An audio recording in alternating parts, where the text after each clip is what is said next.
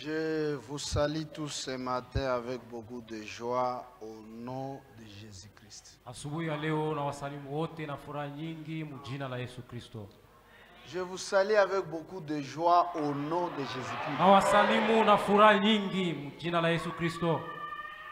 Avant de continuer, Mbele ya kuendelea, je vais lire quelque chose dans la prédication, Tasoma. l'Église et sa condition.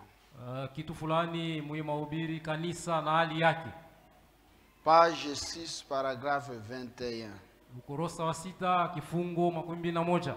Dans cette brochure, l'Église. Mui kanda kanisa. Ce matin, je désire vous parler en parabole. Asubuhi ya leo natamani kusemezana nanyi kwa fumbo. De telle façon que même la personne la plus religieuse Namna hata mtu ule wasipokuwa wa kidini qui se trouverait ici unaweza kupatikana hapa soit capable de comprendre. aweze kuelewa. C'est ça le souci. Jo kifukuzio hangaiko. Que chaque personne soit capable de comprendre. Kila mmoja wetu aweze kuelewa.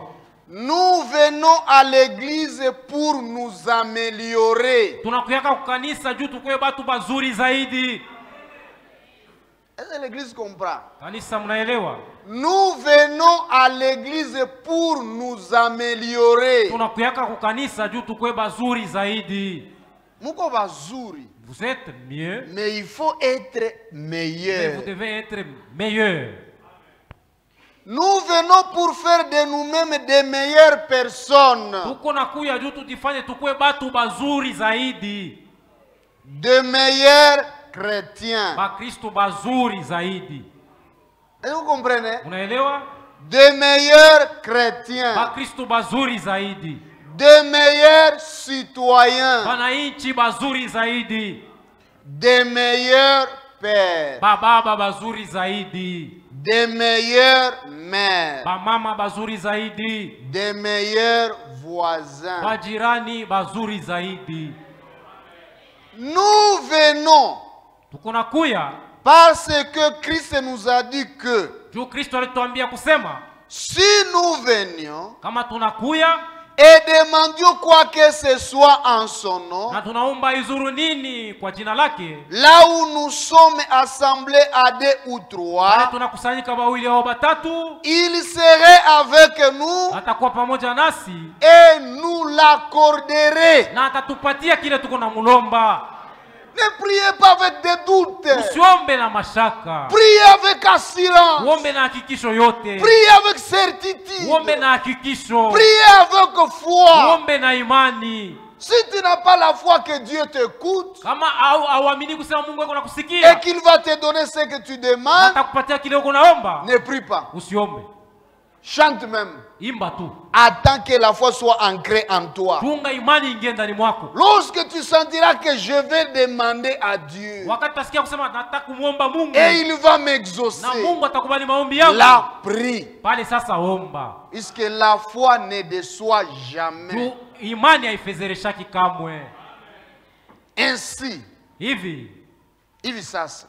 sasa qu'y aurait-il de plus ou de mieux pour nous aujourd'hui? ungekuwa nini ya mzuri zaidi kwetu leo? Que de savoir que nous sommes venus à l'église Kujua kusema tulikuya kukanisa pour devenir meilleurs. juu tukue bazuri zaidi.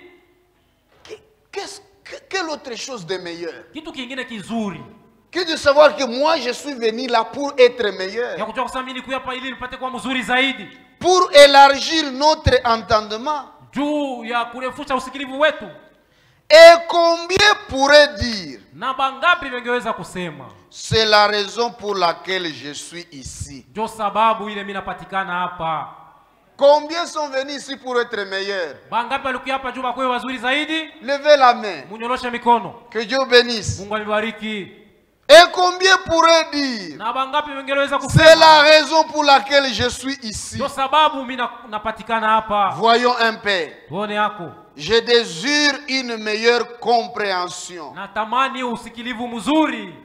Et nous ne pouvons pas avoir une meilleure compréhension na hatutakuwa na kuelewa kuzuri à moins que cela. ni kama tu, Et si nous désirons comprendre Dieu, na kama tunapenda kumuelewa Mungu, cela doit sortir de la parole de ile Dieu. inapaswa kutokea kuneno ya Mungu, Parce que juu la parole est ce que Dieu nous a donné pour nourrir nos âmes affamées.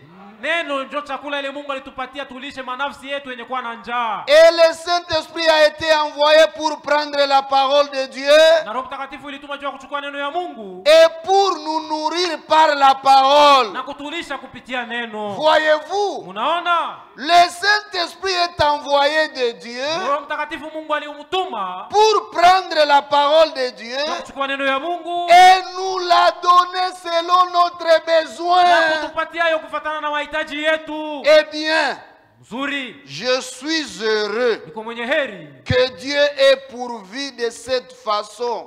vile Mungu alitayarisha hii mwi namna. Pas vous, Haina na mwe amfurahi. moi je suis heureux. Mimi niko mwenye heri, Il nous nourrirait. atatulisha. Levons-nous. Tusimame.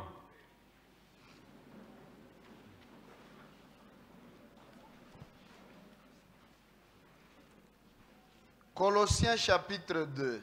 Wakolosai sura ya pili Verset 4. mstari wa 4. Je dis cela afin que personne ne vous trompe par des discours séduisants. Nasema hivi juu kusikia mtu wa kumitongoza na mahutuba ya bure, Séduisants. mahutuba ya utongozi. Ah. Car si je suis absent de corps, Sema kama sina nanyi kwa kimwili, je suis avec vous en esprit, takuwa pamoja nanyi kwa kiroho, voyant avec joie le bon ordre qui règne parmi vous nikiona na furaha utaratibu mwema wenye kwa katikati yenu et la fermeté de votre foi en Christ. na msimamo wa imani yenu ndani ya Kristo. Ainsi donc, Hivi basi, comme vous avez reçu le Seigneur Jésus-Christ, vile mlipokea Bwana Yesu Kristo, marchez en lui, tembei ndani mwake, étant enraciné et fondé en lui wenye kutua mizizi na wenye kujengwa ndani mwake, et affermi par la foi, wenye kuimarishwa kwa imani d'après les instructions qui vous ont été données, kufuatana na mafundisho mliofundishwa, et abondé en action de grâce. yenye kujaa tele na tendo ya shukurani. Dieu notre Père, Mungu Baba yetu, encore une fois, mara ingine tena nous te disons merci tunakupigia asante de nous avoir réunis ici ce vile matin unatukusanya asubuhi ya leo pour hapa nous parler par ta ili parole upate kusemezana nasi kupitia neno et yako nourrir nos na âmes. kulisha manafsi yetu. Bénis chacun de nous. Bariki kila mmoja wetu, Sois avec nous. uwe pamoja nasi. Père, s'il te plaît, Baba, tunakusihi ne permets pas que quelqu'un quitte ici déçu. usiruhusu mtu atoke hapa mwenye kupatishwa haya. Mais quand quitte ici, chacun de nous Kwa dise, kutoka hapa kila mmoja wetu apate kusema ça valait la peine que j'aille dans la maison de Dieu. kwa ya heri kwenda munyumba ya Car Mungu, il m'a parlé, kwani alisemezana nami, il m'a exaucé, alikubali maombi il yangu m'a secouru. na alinisaidia. Nous nous attendons à toi Tunakutumainia et à wewe des grandioses na vitu vikubwa dans le nom de Jésus-Christ notre jina la Yesu Sauveur. Kristo mwokozi wetu. Amen. Amina. Que Dieu vous bénisse. Mungu Veuillez amibariki. vous asseoir. Muikale. Nous avons commencé depuis le jeudi à parler de l'ordre divin Tulianza kusemea tangia siku ya 4 juu ya utaratibu wa Mungu et l'harmonie céleste dans nos vies. na usawa wa kimbingu mu maisha yetu. Nous avons parlé de l'ordre dans les couples. Tulisemea juu ya utaratibu mu mandoa. Ceux qui n'étaient pas là peuvent se référer aux audios que les techniciens envoient dans les groupes. Bale bakubwa wako batasikiliza kile bafundi beko natuma mu Est-ce mitihani. qu'il est difficile de revenir dans ça? Juu ni vigumu kurudilia hayo tena. Que Dieu vous bénisse. Mungu amibariki. N'ayez pas l'habitude de venir à l'église seulement le dimanche. Musikwe na ile desturi ya kuya kanisa paka siku ya À moins Inga. que vous soyez réellement empêché. Mpaka kama munazuizwa kabisa. Mais toi, le mot de tête We kichwa kuluma tu t'empêche de venir à l'église. kinakuzuia usikie Mais c'est kanisa. ici où les malades doivent venir et quitter Ni guéris. huku magonjwa wanapasha kuwa na batoka benye kupona. C'est ici. Ni hapa. Quelqu'un doit venir malade. Mtu anaweza kuwa Il mgonjwa dit qu'il est déjà guéri. na anatoka mwenye kupona. Là, vous restez calme. Pale munabakia kimya. 1 Corinthiens, Wakorinto wa kwanza chapitre 11, 3. sura ya 11 mstari wa 3. L'ordre dans le couple. Utaratibu mundoa. Je veux cependant que vous sachiez que Christ est le chef de tout homme. Napenda upate kujua kusema Kristo ni shefu wa mtu wote. Tout homme. Mwanaume wote. Christ est son chef. Kristo ndio shefu wake. Que l'homme est le chef de la femme. Na mume ndio shefu wa mke. Et que Dieu est le chef de Christ. Na Mungu ndio shefu wa Kristo. Est-ce que vous comprenez? Munaelewa? Vous devez savoir. Munapaswa kujua. Dieu est le chef de Christ. Mungu ndio shefu wa Kristo. Christ est le chef de l'homme. Kristo ndio shefu wa mwanaume. L'homme est le chef de la femme. Na Bwana ndio shefu wa bibi. Aucune femme ne doit être chef de son mari. Hakuna tabibi moja anaweza kuwa shefu wa bwana wake. Même si toi tu as étudié, ton mari n'a pas étudié. Hata kama ulisoma masomo na bwana yako akusoma. Tu n'es pas son chef. Hauna shefu wake. Même si toi tu travailles, ton mari ne travaille pas. Wewe bibi unatumikaka bwana wako atumikaki. Tu n'es pas son chef. Hauna shefu yake. Chaque foyer, kila ndoa dominé par la femme, yenye kutawaliwa na bibi, est sous la malédiction. iko chini ya laana. D'après les Écritures. Kufuatana na maandiko. Corrigez vos femmes. Munyoloshe babibi yenu. Mettez chaque chose à sa place. Mweke kila kitu pafasi yake. Proverbe. Mezali. Proverbe. Mezali. Il faut comprendre ces choses. Pasha kuelewa hivi vitu. Proverbe 14, là où nous étions arrêtés. Mezali sura ya 14 mstari wa kwanza. La femme sage bâtit sa maison. Mwanamke mwenye hekima anajengaka nyumba yake. Et la femme insensée la renverse de ses propres mains. Na mwanamke mpumbavu iko na ibomola kwa mikono yake mwenyewe. Est-ce que vous comprenez? Mnaelewa? La femme sage bâtit sa maison. Mais la femme insensée la renverse de ses propres mains. Proverbe 18, 22. Celui qui trouve une femme trouve le bonheur. C'est une grâce qu'il obtient de l'Éternel. Ma soeur, je voudrais te poser la question. Est-ce que ton mari peut venir ici devant nous et dire je voudrais chanter un cantique spécial? On lui pose la question pourquoi, frère? Puisque moi j'ai trouvé le bonheur. C'est quel bonheur? Ma femme. Est-ce que ton mari peut témoigner comme ça? Et s'il ne peut pas témoigner, qu'est-ce qu'il t'accuse? Amendez vos voix. Ne vivez pas comme si Dieu n'a pas parlé. Dieu a parlé. Ce livre, c'est un testament. L'Ancien et le Nouveau Testament. Dieu a montré la place de l'homme, la place de la femme, la place des membres de la famille. Dieu a parlé. Est-ce que ton mari peut dire qu'il a trouvé le bonheur?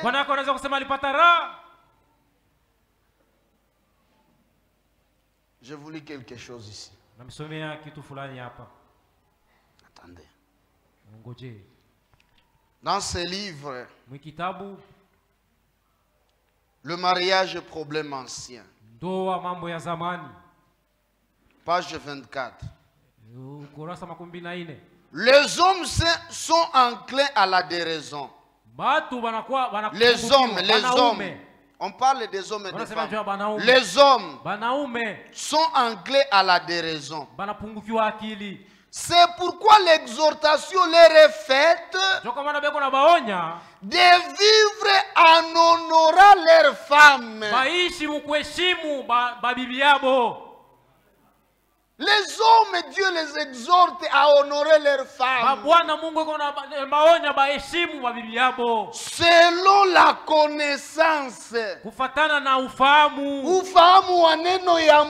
connaissance de la parole de Dieu. Selon la connaissance de la parole de Dieu. N'allez pas au-delà de ce qui est écrit. Ne traitez pas votre femme en dehors de des Écritures. Musitetee babibi yenu nje ya Ramenez-les aux Écritures. Mubarudishe kumaandiko. Toi-même reviens aux Écritures. Wewe mwenyewe urudie kumaandiko. Reviens à la Bible, Rudie frère. ku Biblia ndugu. Ne t'appuie pas sur ta propre intelligence. Usitumainie akili yako mwenyewe. Ne t'appuie pas sur ta coutume. Usitumainie kisela kya kwenu. Ne les traita pas comme un essuie-pied Ushaanza kubatetea kama vile kikolopo ou une femme de ménage. au mwanamke tu wa kufanyisha kazi. Non. Hapana. Ne traitez pas vos femmes comme des essuie-pieds Usitendee babibi yenu kama vile bikolopo ou comme les femmes de ménage. au baboi. Elles ne sont pas des femmes de ménage. Hapana, baboi C'est une aide semblable. ni msaidizi wa kukufanana. C'est une partie de toi. Ni kipande kyako. Les femmes Babibi doivent manifester un esprit doux banapasha kuonesha roho ya upole et paisible. na ya salama. Toi, femme, We bibi, l'homme parle, toi aussi tu Bwana parles. kunasema na wewe uko nasema. L'homme a raison, toi aussi Bwana tu as kuna raison. sheria na wewe uko na sheria. Non. Hapana. Les femmes doivent manifester un esprit doux Babibi wanapasha kuonesha roho ya upole et paisible. na ya salama. La force d'une femme, c'est la douceur. Nguvu ya bibi ni upole. Et toi, tu te permets de gronder ton mari. Wewe uko na beba ile ruhusa ya kufokea bwana yako. Toi, femme, We bibi, tu grondes ton mari. unaanza kufokea bwana yako. Celui qui t'a épousé. Ule alikuoa. Ton chef. Shefu yako. Tu l'injures. Uko na mtukana. Un esprit paisible. Roho ya salama. Qui attire à elle le mari. Iko na kokota kwake, iko na mkokota bwana yake kwake. Quand tu es paisible, Wakati uko wa salama, douce, wa upole, c'est ce qui attire le mari. ile hali ndio itakokota bwana. Je vais vous dire ceci. Tamionesha hii. Aucun homme, Hakuna hata bwana mmoja, riche ou pauvre, tajiri au maskini, moins élancé ou élancé, mrefu au mfupi, ne supporte que sa femme le méprise. ule anaweza kuvumilia bibi yake amudharau. L'homme peut supporter que la femme de quelqu'un d'autre le méprise. Bwana anaweza kudharau mke wa mtu mwingine apate Il peut kumdharau. supporter Anaweza kuvumilia que la femme de quelqu'un d'autre le méprise, bibi wa mtu mwingine amudharau, mais jamais sa lakini femme. kamwe bibi yake. Si vous voulez la paix dans vos foyers, Kama unapenda jamaa yako mkwe salama, honorez vos maris. kuheshimie babwana yenu, Tremblez. mtetemeke mbele yabo. Je vais aller plus loin. Taenda mbali zaidi. N'honorez pas le pasteur plus que votre mari. Usiheshimie mchungaji kushindia bwana yako. Le pasteur vient te visiter. Pastori anataka Il kukutembelea, demande de l'eau à boire. anakulomba maji ya Tu kunywa. vas chercher le verre caché quelque part. Unaenda kutafuta kilauri kile ulificha fasi moja Tu lui hivi. donnes de l'eau. Kisha unampatia maji. Mais ton mari te demande de Lakini l'eau. bwana yako anakulomba Tu ramasses maji. un gobelet Unabeba là, tu kopo hii sale. ya buchafu. Tu lui donnes de l'eau. Kisha unampatia Maintenant, bwana si yako cet homme maji. te chasse, Kama ule bwana le anakufukuza, pasteur sera-t-il ton mari? pastori atakuwa bwana yako? Si vous honorez réellement le pasteur, Kama kwa kweli uko namheshimia pastori, commencez par honorer vos anza maris. kwanza kuheshimia mabwana yenu. C'est ce que nous vous enseignons. Ndio kile tuko navifundisha. Nous ne vous enseignons pas d'être impoli. Hatuvifundisha kumkose heshima. Quand l'homme parle, Wakati bwana yuko nasema, même s'il parle hata kama lentement, anasemaka pole pole, c'est un ordre. ni amri. Takula kibwawa leo. Je vais prendre le kibwaba aujourd'hui. C'est pas grave. Haina ya mbaya. Hafoke.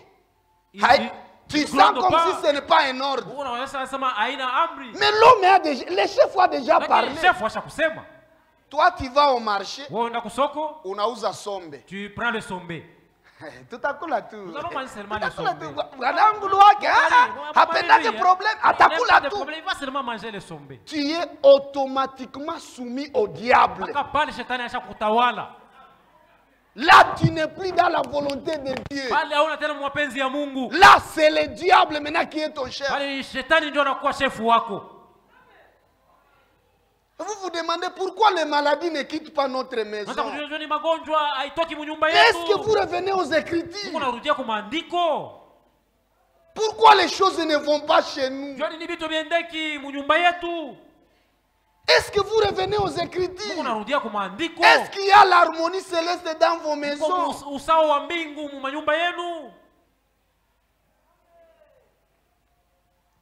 La femme a la possibilité de créer dans son foyer une atmosphère céleste. Ici sur terre, dans laquelle le mari et les enfants se sentent bien. Si elle ne prend pas garde et qu'elle se réalise ce que la Bible dit au sujet d'une femme querelleuse, elle peut faire de son propre maison un enfer, de sa propre maison un enfer. Enfer. Et ruiner son mariage et sa famille. Kuvunja haiko tu ase bwana na kuandama wala na wewe mwingine. Vous pouvez être là et vous n'êtes plus marié.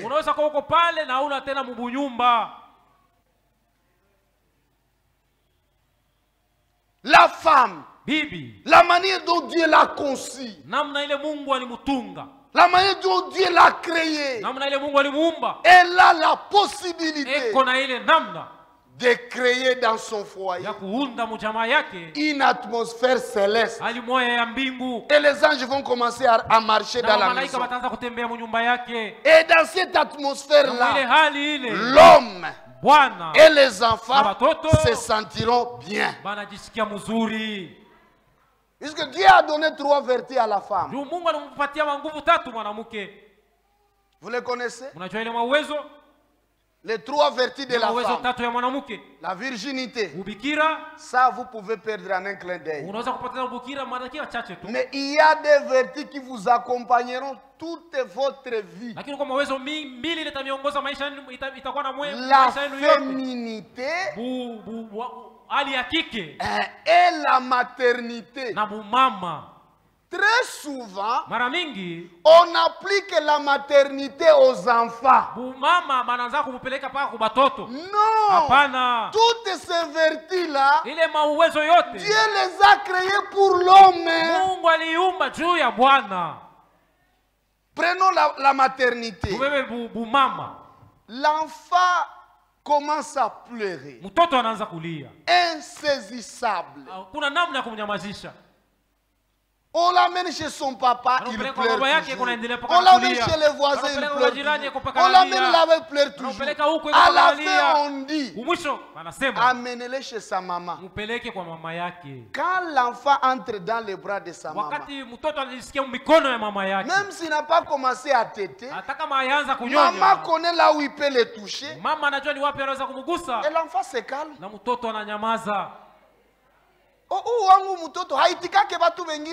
S'il accepte pas les autres, c'est seulement moi. C'est la maman qui dit. C'est la maternité. Mais cette capacité-là qui dompte l'enfant, qui calme l'enfant, Dieu l'a créé pour reposer l'homme. Il était parti au travail, on l'a injurié, on l'a saboté, les choses ne vont pas à la maison, on manque de quoi manger, l'homme est troublé. On l'appelle à gauche à droite, il est troublé. Maintenant c'est la femme qui doit prendre cette capacité. Chérie, ça va aller. Chérie, tu as toujours été fort. Tu prends toujours soin de nous. Chérie, et ça calme l'homme. L'homme est fâché. Il est courroucé. Anakasirika sana. Il te gronde. Anakufokea. Tu es une mauvaise femme, toi. Uko bibi mubaya Tu wewe. es Satan. Uko shetani. C'est pas possible. Haiwezekani. Comment tu te comportes comme Uko ça? unajitoa wewe namna Pourquoi gani? tu as fait ça? Kwa nini ulifanya hivi? Dieu a mis en toi la capacité. Bibi, Mungu aliweka ndani mwako ile nguvu. Chérie, Mpendwa, pardon. unisamee. Tu pleures même. Unalia hata na kulia. Mpenzi mwenye kulia, Pardon. unisamee. Il sait, je vais te montrer. Nitakuonesha. Tu vas à genoux. Unapiga magoti. Oh mon Dieu. Mungu wangu. Je suis une mauvaise femme. Niko bibi mubaya. J'ai provoqué mon mari. Nachokoza bwana yangu. L'homme, tu es où? Uko wapi? Tu es où? Kutafuta. Tu es où? Uko wapi? Il te trouve à genoux. Anakukuta mwenye kupiga magoti. Il va te taper. Atakupika tena. Il va te taper. Atakupika tena. Mais il dit ah. Anasema ah. Fion, fion, fion, fion. Fion, fion, fion, fion. Tu reposes. Na wewe unajibu.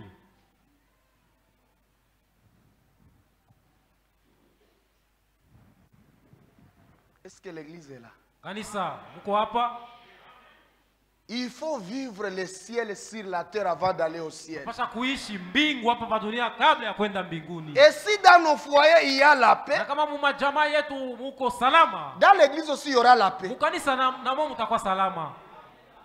Il y a d'autres démons qui vont fuir sans qu'on prie. Huko mapepo mchafu ile takimbia kabla ya kuomba. Hatuombe tu inatoka. Avant qu'on prie, les démons vont s'enfuir. Puisque tu es venu prête. L'autre est venu prêt. Mais quand il y a les troubles et les désordres là-bas, même ici c'est toujours les troubles. Proverbe 19. 14. On peut hériter de ses pères une maison et des richesses. Mais une femme intelligente est un don de l'Éternel. Même ton mari te change le nom et te dit mon don. Le cadeau du ciel. Aujourd'hui, on t'appelle comment? Une femme intelligente. Un don de l'Éternel. Amen. Amina. Est-ce que toi, tu es un don de l'Éternel? J'ai toujours dit ceci. Job dit ceci. Job 14:1. L'homme né de la femme, sa vie est courte, sans cesse agité. Il est coupé comme une fleur. Il fuit et disparaît comme une ombre. Frère, sœur, il y a des agitations partout. Que ce soit dans le business, que ce soit au champ, que ce soit au travail, il y a des agitations partout. Il y a des troubles partout. N'amenez pas cela dans les foyers. Faites de votre foyer un lieu de repos. L'homme vient, il trouve que maintenant c'est ici où je dois rester. J'ai le repos ici. Et peut-être ton mari là, Dieu a destiné que vous allez vivre 2 ans ensemble. Après 2 ans il va mourir. 3 ans, 10 ans, 5 ans, 14 ans.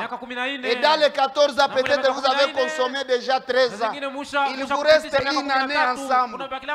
Lorsqu'il va mourir, tu resteras avec quel témoignage?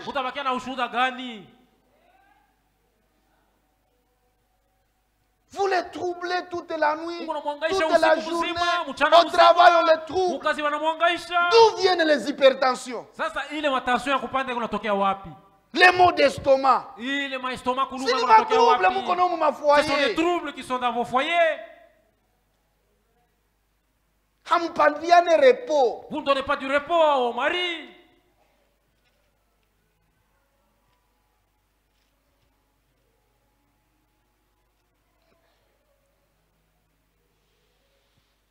Proverbe 31:10. Qui peut trouver une femme vertueuse. Nani atampata mke mwema? Elle a bien plus de valeur que le perle. Kuna bei kushindia lulu. Le cœur de son mari a confiance en elle. Moyo wa bwana yake unamtumainia. Est-ce que le cœur de ton mari a confiance en toi? Moyo wa bwana yako unakutumainiaka? Frère, est-ce que tu as confiance en ta femme? Ndugu, unatumainiaka bibi yako? Et les produits ne lui feront pas de défaut. Na mali hawezi kumkosea. Makazi yake inamtemwanye. Pas les femmes depuis qu'elle a préparé dans la casserole jeudi. Hapana, bibi acha kupika mkiungu tangia siku ya hivi. Jusqu'aujourd'hui la casserole est sale. Mkiungu ingali kia buchafu. Dans la cuisine désordre, au salon désordre, dans la chambre désordre. Mchumba ya kulalia fujo. Partout. Toi-même désordre. Tu te réveilles le matin. Jusqu'à 18h, tu ne t'es pas encore lavé. Et si c'est le jour de culte, tu te laves à 15h pour venir à l'église. Tu es quelle sorte de femme?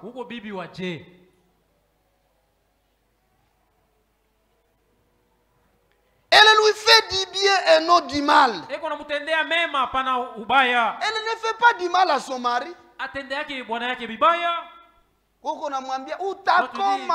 verras, toi. Comme une voisine là qu'on avait, elle disait à son mari, je ne vais pas citer les noms. Ici au DAF. Takuonesha haukuoa. Ulioa maiti, et tout le monde regarde.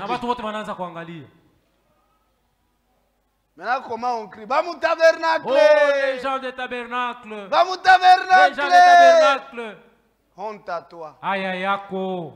Avec ton père le diable. Na baba yako shetani. Dieu n'a pas des enfants comme ça. Mungu akwaki na batoto bavile. Vous les visiteurs qui venez nous visiter, si vous voyez une femme injurier son mari à la cité, elle n'est pas notre sœur. C'est une visiteuse qui est venue nous visiter. Et nous ne chassons pas les visiteurs ici. Même s'il fait 10 ans, on le laisse. Aucune sœur ne peut injurier son mari.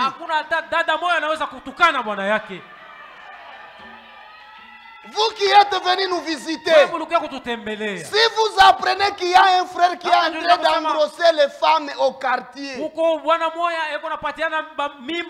n'est pas notre frère, c'est un visiteur. Aucun frère ne peut être infidèle à sa femme. Ne nous confondez pas avec les visiteurs. Même s'il fait 10 ans ici, nous n'allons pas les chasser. Mais on connaît qu'il n'est pas le nôtre. Un ramassis. Oh,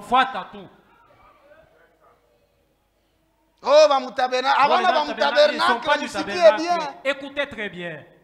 Vous voyez quelqu'un qui vole à la cité, qui se bagarre à la cité, ce n'est pas notre frère. Notre frère, on peut le coller comme ça et il ne dira aucun mot.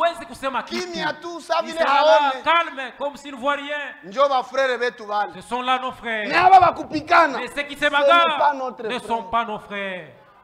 Si vous voyez une femme qui prend les dettes sans jamais payer, madeni il y a depuis 1987. Trop duré. Nangua libebaka inazeeka. Son habit s'est déjà usé. Iko wapi? Il sait même pas où se trouve son habit. Il a même elle ne paye pas. À la force sans ce payer n'est la pas dette. notre sœur. Nos sœurs craignent les dettes. D'ailleurs, nos sœurs n'empruntent rien sans avoir demandé à leur mari.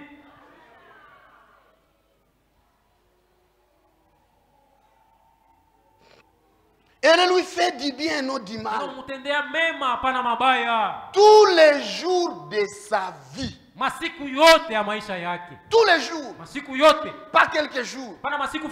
Tous les jours de sa vie. Elle se procure de la laine et du lin. Et travaille d'une main joyeuse. Mais tu vas la trouver sous le soleil. Mais elle est toujours joyeuse. Elle ne se plaint pas.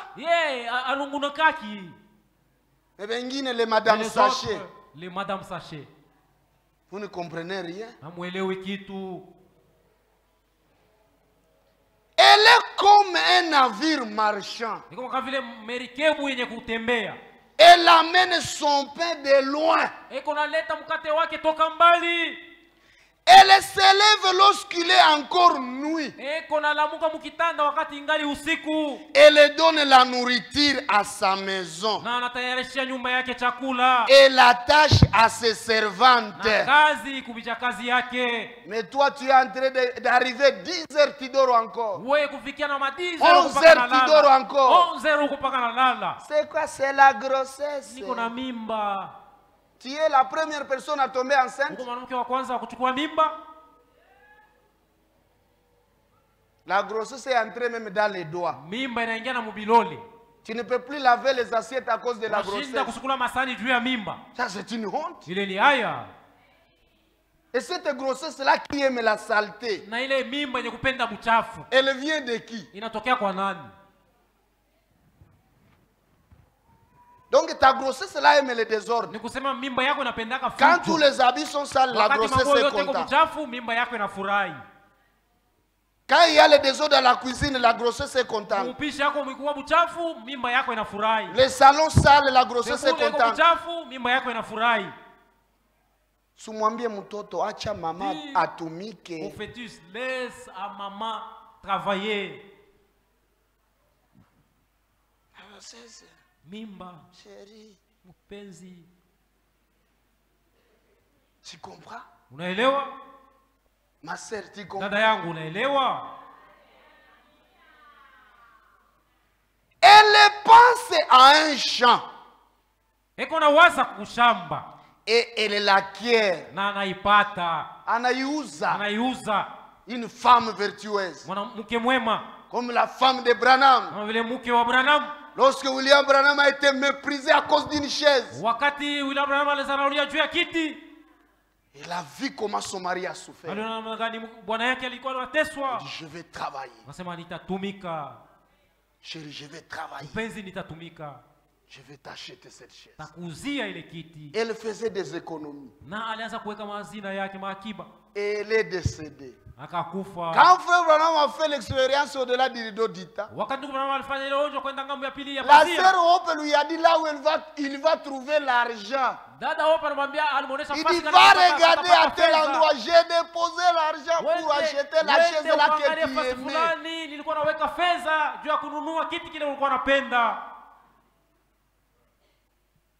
Et toi tu fais quoi? Sasa wewe unafanyaka nini? Que Dieu bénisse toutes les femmes vertueuses. Mungu bariki banamuke bema bote. Travaillez. Utumike. Ne vous plaignez pas seulement. Usianze kujililia tu. Oh, mon mari ne me donne pas l'argent. Bwana yangu nipatie kifedha. J'ai toujours dit ceci. Nasemaka hivi kila mara. Si tu es habitué comme ça, kama unazoea vile, est-ce que tu ne connais pas que ton mari là peut mourir à n'importe quel moment? Haujui kusema bwana wako anaweza kufa izuru wakati gani? Et s'il mourait, na kama anakufa, qui va continuer à prendre soin de toi? Nani ataendelea kukushughulikia? Travaillez pendant qu'il est là. Tumika wakati mwana wako angali mzima. Apprenez à travailler. Ujifunze kazi. Puisqu'il va te soutenir. Mungu atakusaidia. Apprenez à faire quelque chose. Ujifunze kufanya kazi fulani. Dieu bénit les moindres efforts. Mungu anabarikiaka ile namna ya kiloko. Elle pense à un chat et l'acquiert. Ana waza kushamba na anainunua. Du fruit de son travail, elle plante une vigne. Matunda ya kazi yake anapanda mzabibu. Elle sent des forces serein. Na iko nafunga kwa nguvu kiuno yake. Elle affermit ses bras. Na iko naimarisha mikono yake. Elle sent que ce qu'elle gagne est bon. Na anasikia kusema kile iko napata ni kizuri. Elle regarde, il sait que je suis en train de gagner, c'est bon. Hiki niko napata ni kizuri. Sa lampe ne s'éteint point. Taa yake haizimiki. On a chinois kulipa na facture ya SNEL ya 30 000. Ça veut pas payer la facture de SNEL de 30 000. Tungoa tungali mkipindi ya pétrole, ongeuza pétrole ya les premiers mpaka les 30. Du temps de pétrole, est-ce que tu allais te procurer de la pétrole depuis le premier jusqu'au 30? Sa lampe ne s'éteint point pendant la nuit. Wakati ya usiku. Elle met la main à la quenouille. Anaweka mkono yake kutambi. Et ses doigts tiennent le faisceau. Na mikono yake inashika ile taa. Elle tend la main aux malheureux. Eko nasaidia wanyonge. Elle tend la main à l'indigent. Eko nasaidia munyonge. Même dans sa famille, elle va faire comme Abigail. Hata mjama yake atafanya kama vile Abigaili. Il y a des chez vous, le mari n'a rien. Ton mari doit amener une chèvre. Elle le touche. Elle dit, mon mari a amené ça. Et son mari ne connaît rien. Mais quand le mari passe à côté du beau-père, Jambo papa. Jambo papa. Bonjour beau-père. Paul Sana papa, tu le choukuru. Mes condoléances. C'est son père qui le félicite. C'est son père qui le félicite. Jambo papa. Merci. Le beau-père maintenant. Ça. Jambo papa. Bonjour. Il y a quoi le Jambo papa? Ta femme est venue. Il voit l'homme est respecté à cause de sa femme. Mais on méprise de ton mari à cause de toi.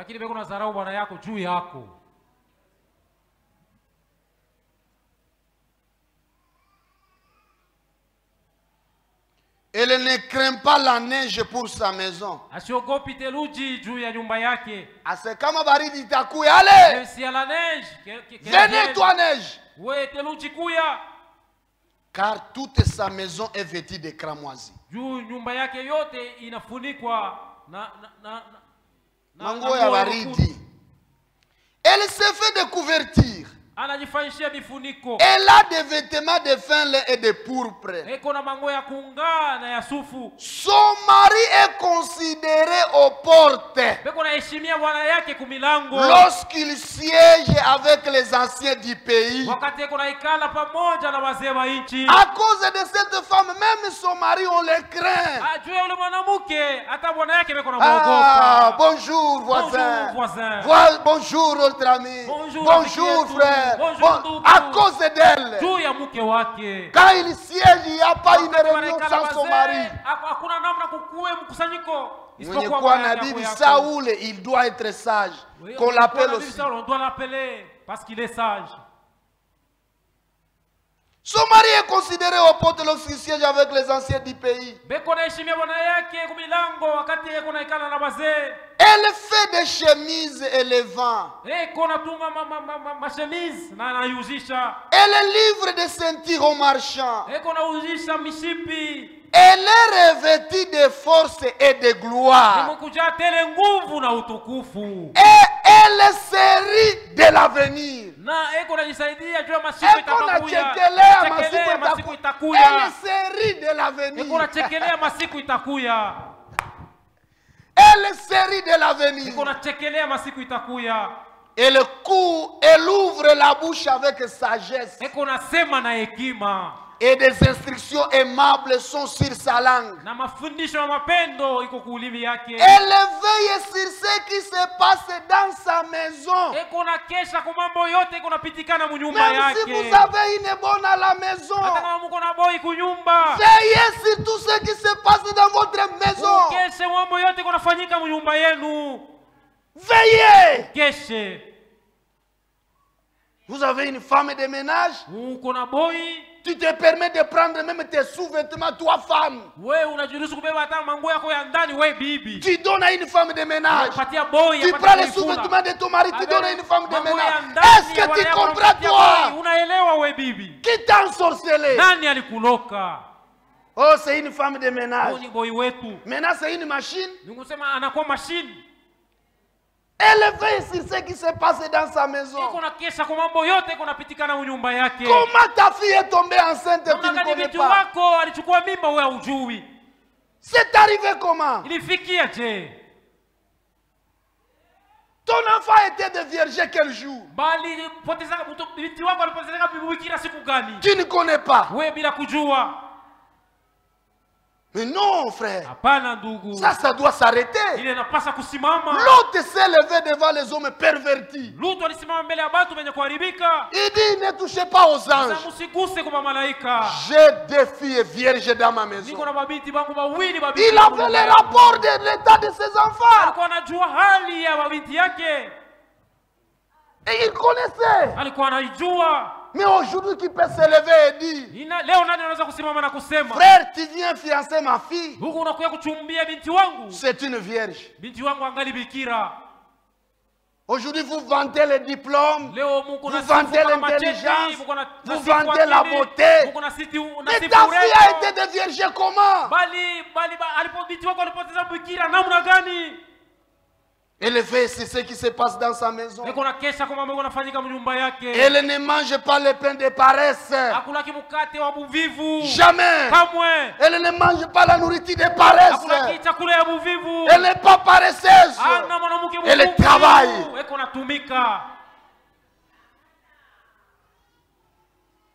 Ses fils se lèvent et la disent heureuse. Son mari se lève et lui donne des louanges. Plusieurs filles ont une conduite vertueuse. Mais toi, tu les surpasses toutes. Ce sont les louanges de son mari. Dans la prédication, l'homme fouilla loin de la face de Dieu. L'homme fouilla loin de la face de l'Éternel.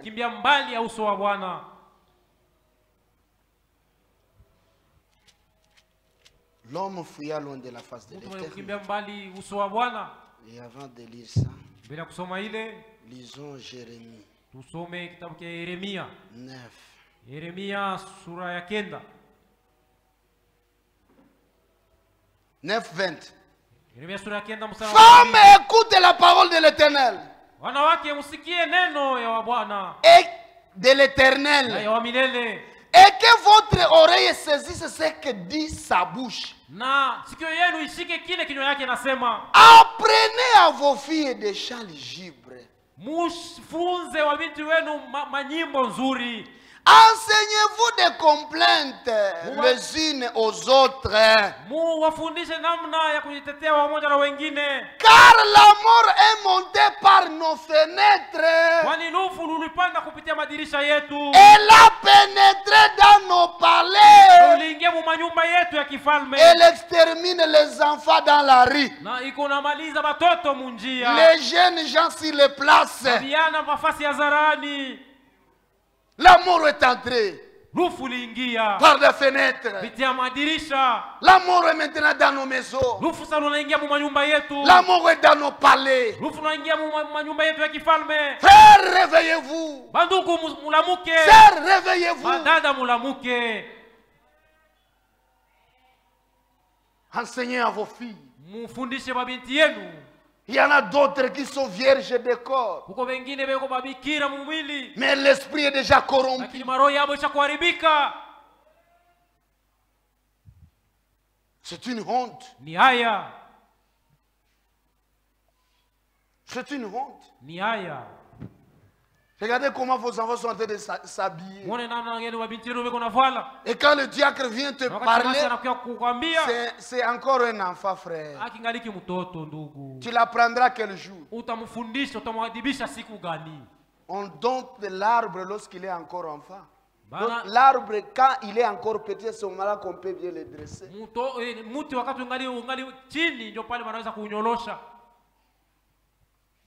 Si ton mari t'a supporté de te prendre de vierge,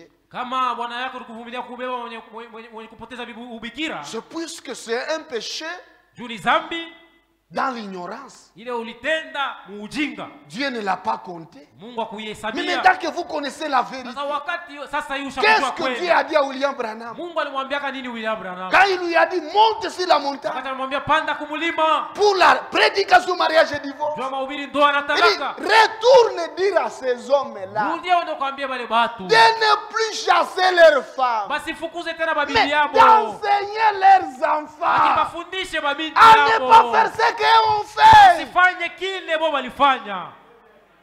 Toi, on ne va pas te chasser. Mais dis à ta fille, ma fille, faites attention. Dans ce message, on ne joue pas. Il n'y a pas les copains. Ne jouez pas avec les hommes. Ne t'approche pas des hommes. Ne t'expose pas aux hommes. Oui. Parlez à vos enfants. Aujourd'hui, vous êtes devenus les patrons de vos maisons. Les enfants connaissent que vous êtes parents lorsqu'ils demandent les frais scolaires. Tu donnes. Les habits tu donnes. Mais ta fille a reçu quel conseil de toi? Qu'est-ce qui va l'accompagner dans la vie et dire c'est maman qui m'avait dit ça? Qu'est-ce qui va l'accompagner et dire c'est papa qui m'avait dit ça? Aujourd'hui c'est une honte. On va en parler quand on va parler de l'ordre dans la famille. Les enfants sont devenus délinquants à cause de vous, parents délinquants. On dirait que Dieu n'a pas parlé. Une fille qui se permet de dire à un païen, touche-moi partout, mais je ne peux pas faire les rapports sexuels avec toi, puisque je suis encore vierge. Qui l'a appris ça? Qui lui a dit ça? Une fille qui dit à son fiancé, vaut mieux briser les fiançailles que le mariage. Elle est même heureuse d'avoir repoussé les fiancés. Elle se promène librement. Non, j'ai refusé ces frères-là. J'ai refusé ces frères-là. Tu l'avais accepté pourquoi? J'ai découvert qu'il n'était pas un bon frère. Mais avant de l'accepter, il fallait prier. Tu devrais le connaître avant de prier. Avant de l'accepter. Vous avez appris où qu'une fille peut avorter. Complicité avec votre mère. Ta fille tombe enceinte. Vous complétez, vous tuez cet enfant-là. Et vous pensez que Dieu ne vous voit pas. Des assassins qui se promènent jusque dans l'église. Honte à vous. Le jugement de Dieu est suspendu sur vous. Répentez-vous. Notre Dieu n'a pas vieilli. Non, il est le même. Le même en puissance. Le même en pouvoir. Le même en punition. Le même en gloire. Le même en colère. Il ne change pas. Vous pensez vous en tirer comme ça?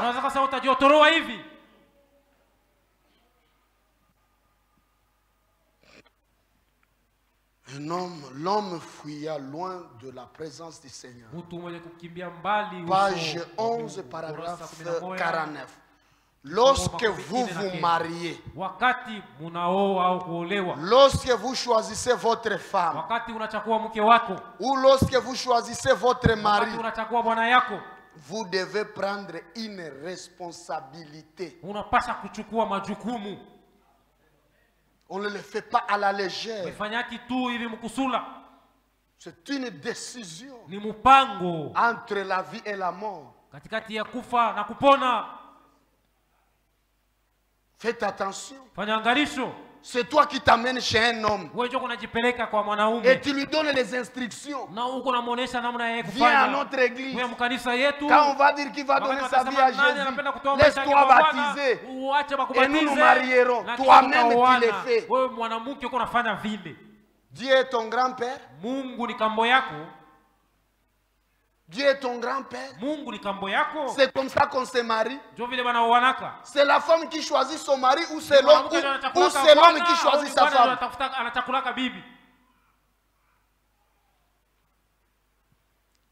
Ainsi, vous devez vous souvenir que il se peut que vous construisiez une maison et que celle-ci soit une très jolie maison. Souvenez-vous qu'en tant que femme mariée, en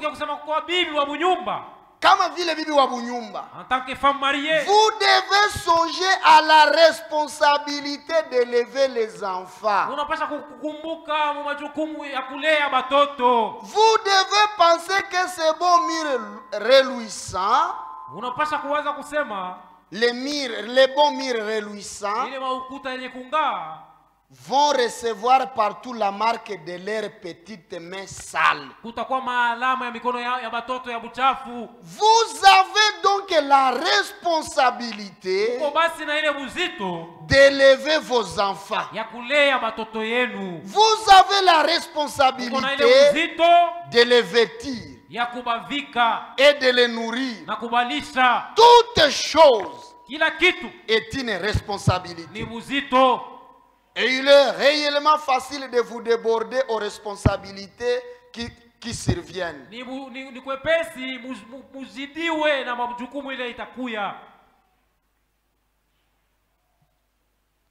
Et vous ne le savez pas. Page 13, paragraphe 84. Pourriez-vous imaginer qu'une jeune femme resplendissante de féminité, resplendissante de féminité, belle, bien formée, ayant un beau profil et une belle figure, puisse se montrer par son seul aspect que nous sommes à la fin des temps. Vous voyez. Vous voyez. Elle a adopté un comportement mondain.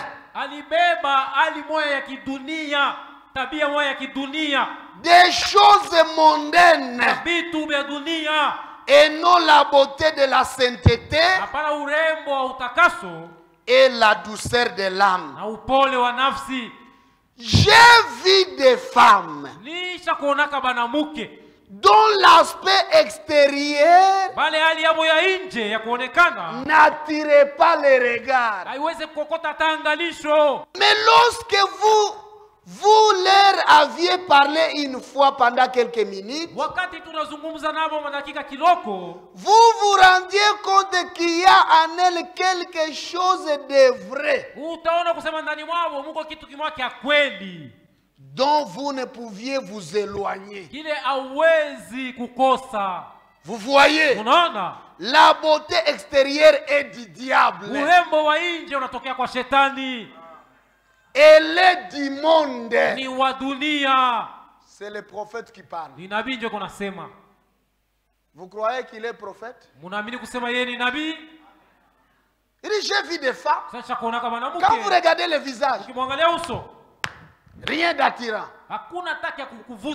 Mais osez d'ouvrir la bouche pour leur parler. En elle, il y a quelque chose qui ne peut pas vous laisser partir. C'est ça la femme. Mais toi, tu es en train de vanter quoi? Ton visage est là. Tu oublies que ce sont des asticots. Ce sont des asticots. Dans la même prédication, paragraphe 87. Ils périrent dans le désert. Chacun d'eux mourit là. Sans espoir, sans Dieu, et perdu pour l'éternité, d'amener pour toujours. Bien qu'ils aient vu la bonté de Dieu, bien qu'ils aient bu à la fontaine qui ne tarit jamais, ils avaient bu au rocher frappé, ils avaient vu les serpents d'Éré accomplir des miracles, ils avaient reçu avec Moïse les baptêmes dans la mer, ils avaient vu la main de Dieu, ils avaient mangé la nourriture des anges et avaient fait toutes ces choses. Mais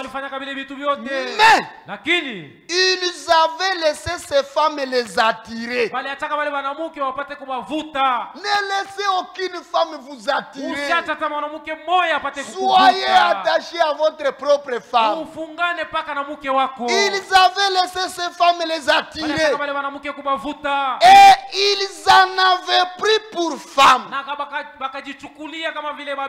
Ce n'est pas qu'ils avaient commis adultère, mais ils en avaient pris pour femmes. Dieu ne leur pardonna jamais. Frère, frère, tu t'élèves, tu pars nous amener une mondaine, une moabite. Tu pars là-bas, tu la convaincs, elle vient ici, on les baptise, les baptêmes du mariage, pas le baptême de la foi, baptême du mariage. Elle a crié au mariage et on l'amène ici dans les voiles. Acceptez-vous de prendre? Oui, j'accepte. Oui, pasteur. Oui, papa. Tu es en train de t'enfoncer dans le feu.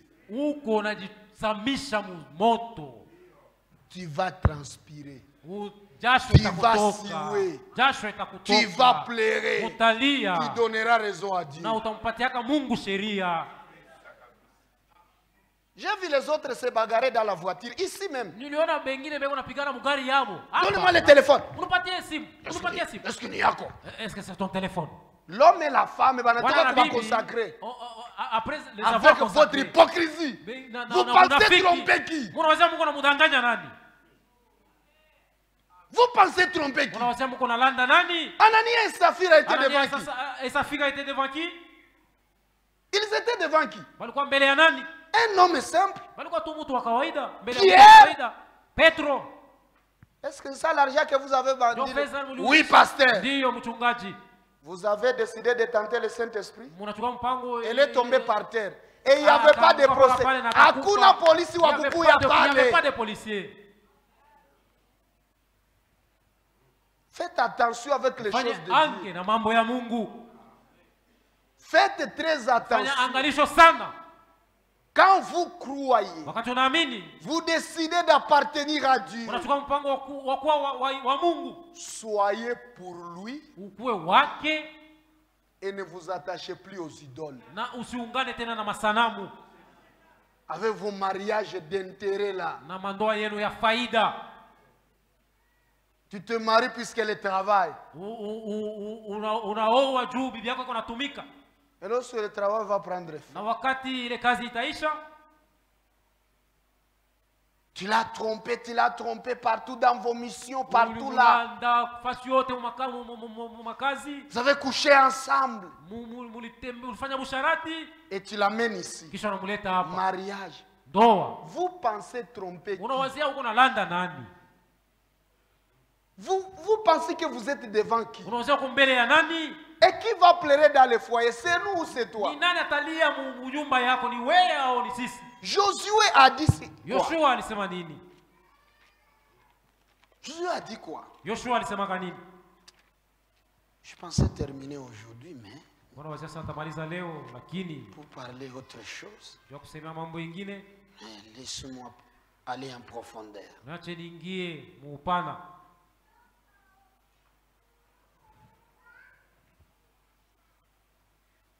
Écoutez ça. Sikie. Josué. Yoshua. Chapitre 23. Yoshua sura 23. Verset 12. Mstari wa 12. Si vous vous détournez et que vous vous attachiez au reste de ces nations qui sont demeurées parmi vous, kama munageuka na munajiunganisha kuile mataifa ilibakia katikati yenu, si vous vous unissez avec elles par des mariages, kama munaunganishwa pamoja nayo kupitia mandoa, si vous formez ensemble des relations, kama munakuwa na uhusiano pamoja nao, soyez certains que l'Éternel votre Dieu ne continuera pas à chasser ces nations devant vous, mais elles seront pour vous un filet et un piège, un fouet dans vos côtés et des épines dans vos yeux, jusqu'à ce que vous ayez péri de dessus ce bon pays que l'Éternel votre Dieu vous a donné.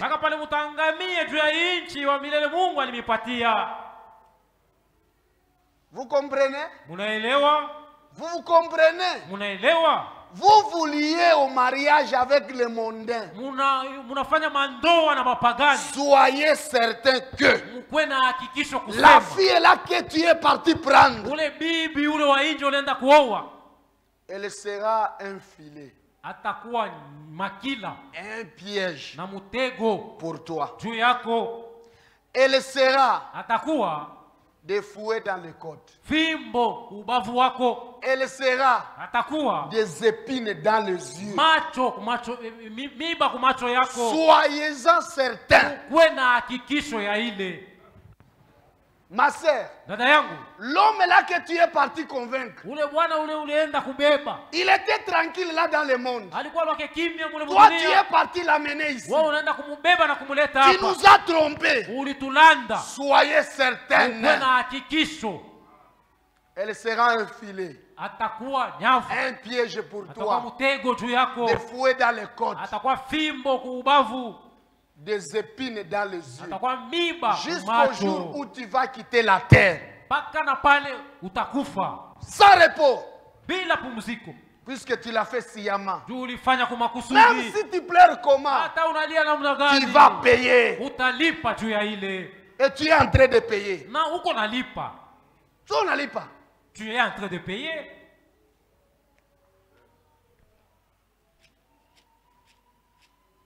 Là c'est calme. Ecclésiaste. Mhubiri. Ecclésiaste 9. Mhubiri sura ya 9. 9. Mhubiri sura ya 9. 9. Jouis de la vie avec la femme que tu aimes. Pendant tout le jour de ta vanité, de ta vie de vanité que Dieu t'a donné sous le soleil. Pendant tout le jour de ta vanité, car c'est ta part dans la vie, au milieu de ton travail que tu fais sous le soleil. Frère, jouis avec la femme. Faut pas être là en train de vous gronder, vous bagarrer. Il y a un temps pour toutes choses. Il y a aussi un temps de plaisanter. Lisons Genèse 26, verset 6. Et Isaac resta à Guérar. Lorsque les les gens du lieu faisaient des questions sur sa femme, il disait c'est ma sœur. Car il craignait en disant ma femme que les gens du lieu ne les tuassent, parce que Rebecca était belle de figure. Ici aussi faisait très attention. Il y a les gens qui tordent l'essence des Écritures. Oh, regardez, Isaac avait menti. Rebecca était sa sœur. C'était la femme de la fille de son oncle. C'était sa sœur. Il ne faut pas dire, oh, c'est un mensonge. Non, non. Pour couvrir ton mensonge à toi, tu commences à dire les mensonges de défense. Ne faites pas dire l'écriture ce qu'elle n'a pas dit. Vous avez compris? Comme son séjour s'est prolongé, il arriva qu'Abimelech, roi des Philistins, regarda par la fenêtre, vit Isaac qui plaisantait avec Rebecca, sa femme. Pas avec son enfant. Toi, tu joues seulement avec tes enfants, mais la femme est là-bas. Isaac plaisantait avec Rebecca, sa femme. Abimelech fit appeler Isaac et dit, certainement c'est ta femme. Il a vu les jeux ici. Ce sont les jeux d'un homme avec sa femme. Mais toi, ta femme ne voit même pas tes dents. Elle ne connaît pas lorsque tu es content et lorsque tu es fâché. Elle ne connaît rien sur toi.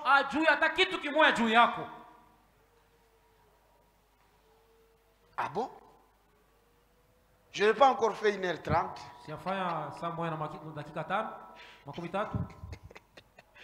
Je viens de faire à peine 1 heure. Que Dieu vous bénisse. Que Dieu vous bénisse. Que Dieu vous bénisse. Vous voyez. Il faut présenter avec ta femme.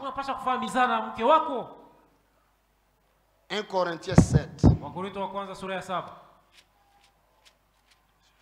1 Corinthiens 7.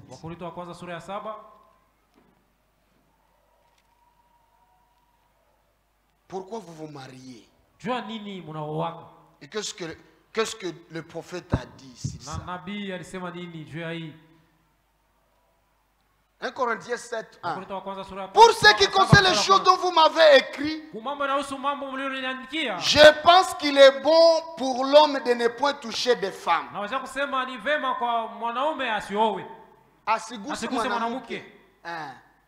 Il est bon de ne point toucher des femmes.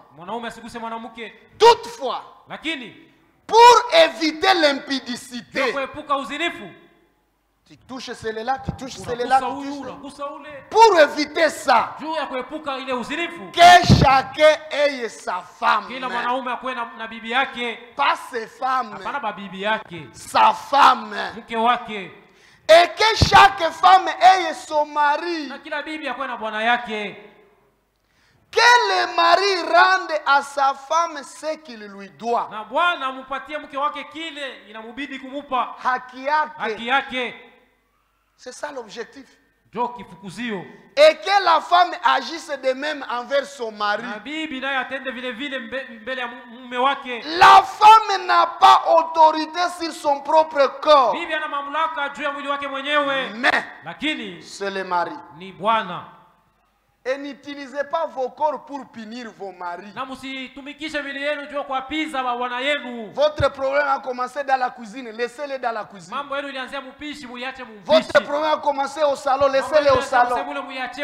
Quand vous allez dans la chambre, c'est la réconciliation. Pas personne pour dire amen. La femme n'a pas autorité sur son propre corps. Mais c'est le mari.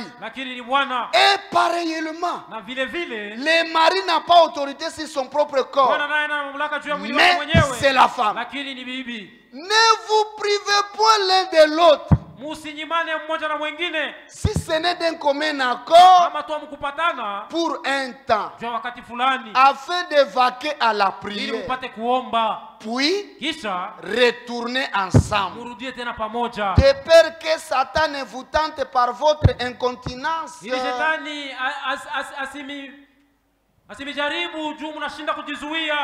vous privez pas l'un l'autre.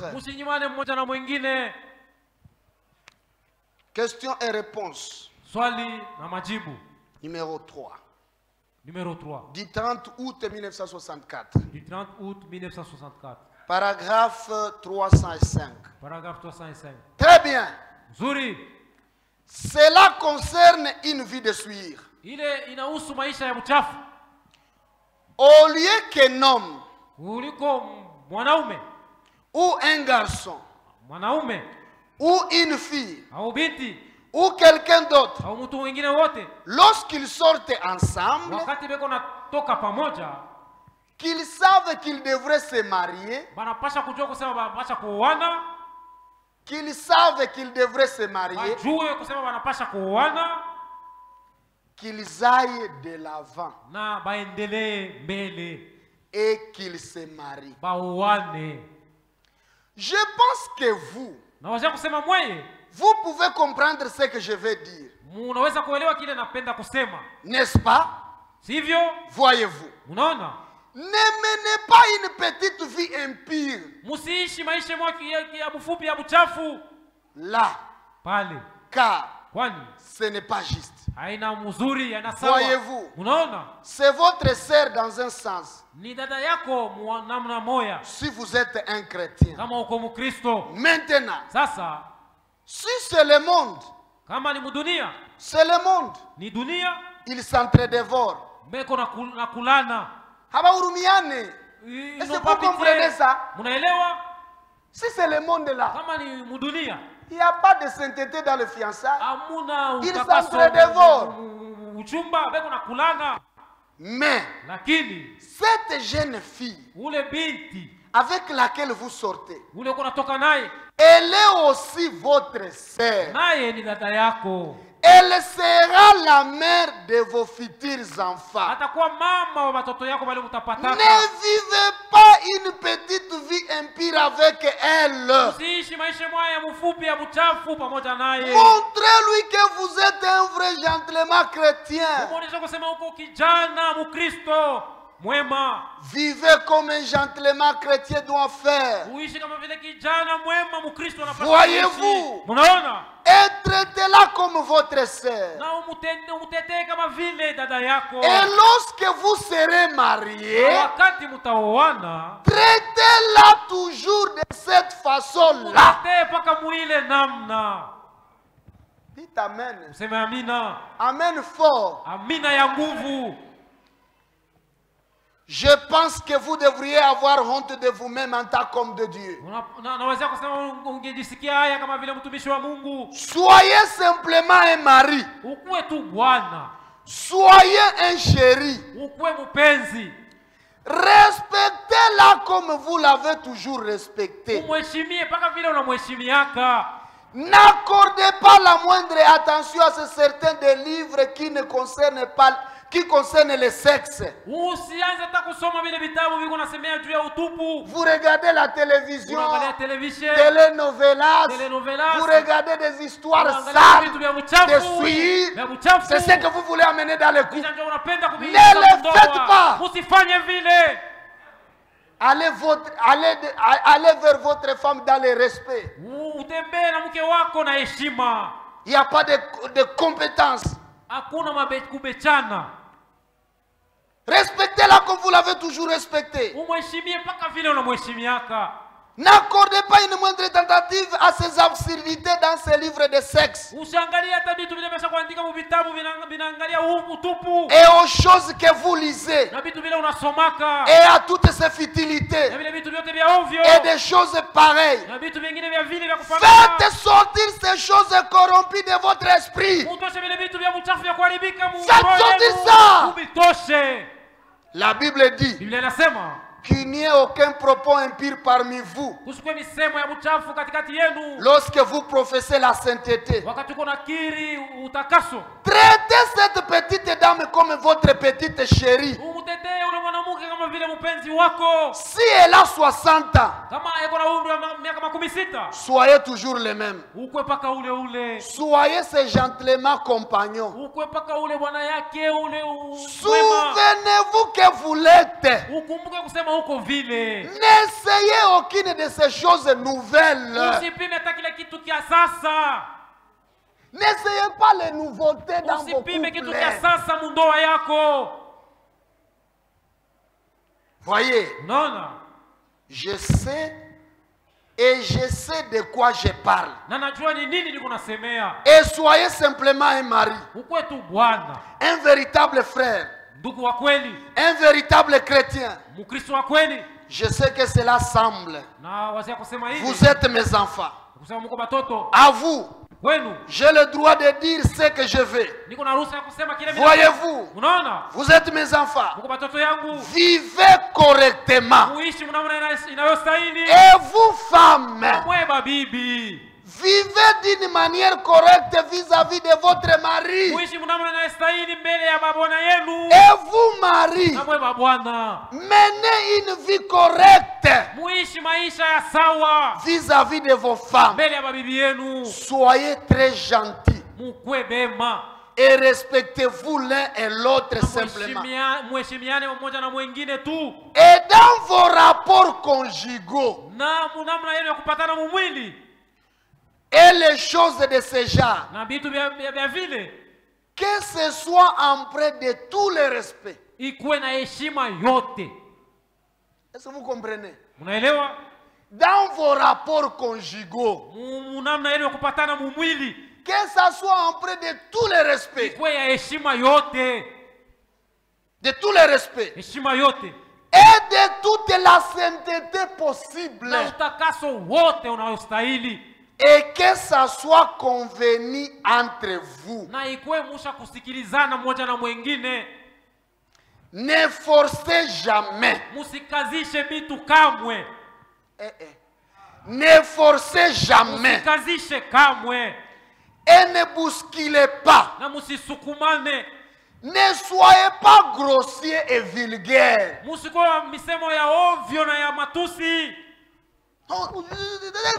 Non, ne forcez rien. Tu ne vas pas me toucher à moins que je sois un cadavre. L'autre, je vais te tuer, tu seras cadavre. Ne faites pas ça. Convenez-vous. Que ça soit dans le respect. Soyez compréhensifs.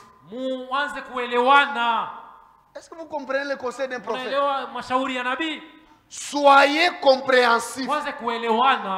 Parlez à votre femme. Parlez à votre femme. Si vous avez une certaine nature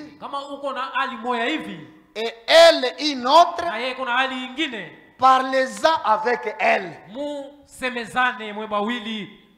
Le couple, c'est pour deux personnes. Parlez. Vous, sœurs, essayez de faire la même chose avec lui.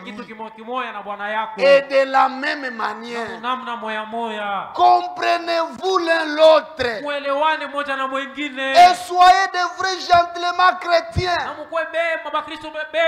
de vraies dames chrétiennes.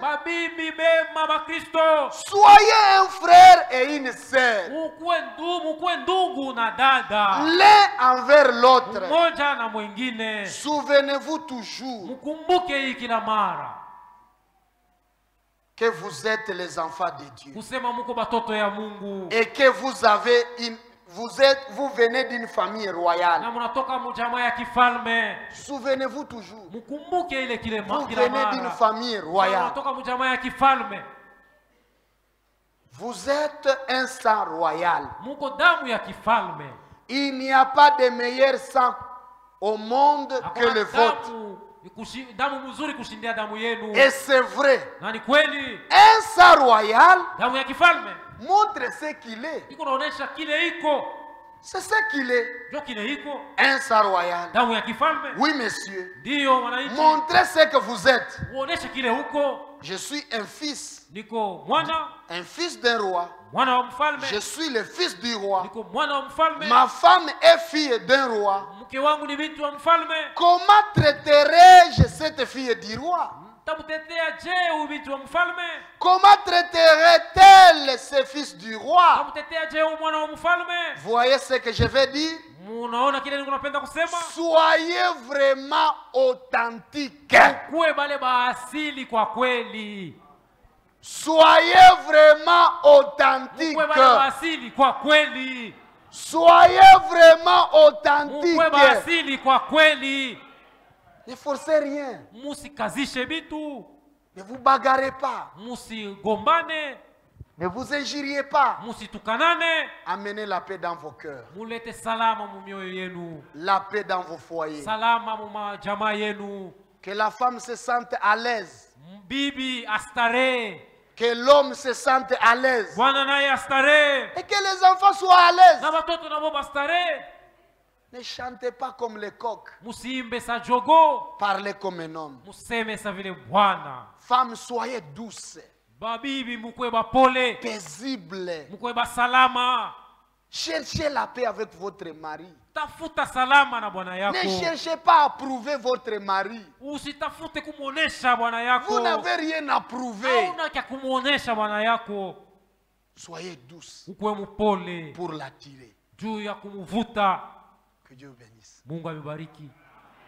Que Dieu vous bénisse. Nous continuerons mardi. Notre Dieu, nous te disons merci pour la parole que tu nous as parlé. Tu nous as parlé comme un père. Tu veux que nous vivons bien dans nos foyers. Voilà pourquoi tu nous montres ta parole. Ta parole est la lumière. Et c'est la parole qui nous aide pendant que nous vivons sur la terre. Notre Dieu, aide-nous. Que tout et chacun de nous occupe sa place. Et la parole que tu viens de nous parler, aide-nous que nous puissions les servir. Parce que nous savons, toi Dieu, tu aimes que nous t'obéissons à toutes choses. Notre Dieu, on ne peut rien sans toi. Nous avons besoin de ton aide. Que nous puissions servir la parole que nous venons d'écouter. Toute parole qui a été écrite pour nous montrer l'exemple, nous les gens d'aujourd'hui. Dieu aide-nous. Que nous ne nous éloignons pas de ta parole. Mais que nous marchons selon la parole. Parce que toi Dieu, tu es la parole. Souviens-toi de nous, notre Dieu. Et cette parole, que cela soit écrit dans nos cœurs. Parce que si tu les inscris dans nos cœurs, cela nous aidera. Bénis ton serviteur que tu as utilisé ce matin. Il a perdu de l'énergie. Donne-lui encore de l'énergie. Bénis les frères et sœurs qui sont venus t'écouter. Que cette parole, que cela entre dans nos cœurs et que cela nous aide. Et dans notre route de retour, rentre avec tout et chacun de nous. Au nom de Jésus-Christ. Amen. Amen.